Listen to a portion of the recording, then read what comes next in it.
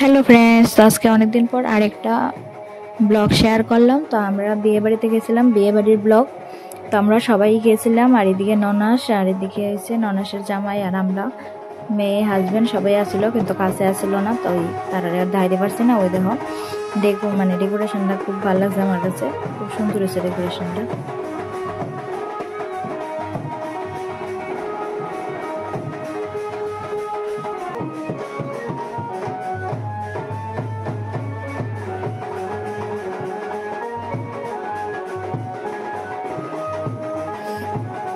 তো এদিকে বিয়ে বাড়িতে গেছিলাম, বিয়েটা হইলো আমার ননদের ভাসুরের মেয়ের বিয়ে।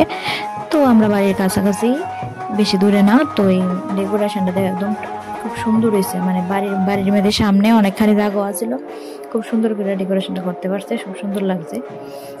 আর কনেরও খুব সুন্দর করে সাজাইছে, ভালোই লাগছে। এদিকে এখনো বড়দি আইছে না, বড়দি আইতে আর অনেকটা দেরি আছে। তো এদিকে সবাই এদিকে বয়ে আশীর্বাদ টাশীর্বাদ করতেছে, প্রেজেন্টেশন দিতেছে।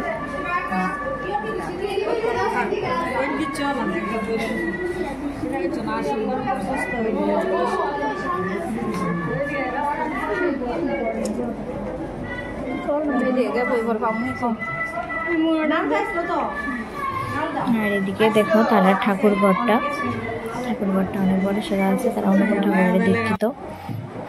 তো এদিকে এখানে 9টার সাড়ে 9টার উপরে বাজে। তো আমরা খাইতেই বসছি।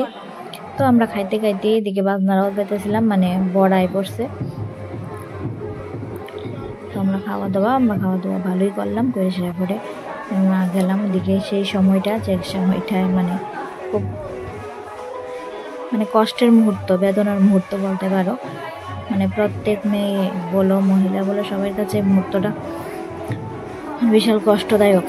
যে মার কোলের থেকে যে মেয়েকে মানে লইয়া যায় আর কি, মার কোল ছাড়াইয়া, এটা মানে প্রত্যেক মহিলাদের কাছে মানে একটা বেদনাদায়ক মুহূর্ত। যার সেই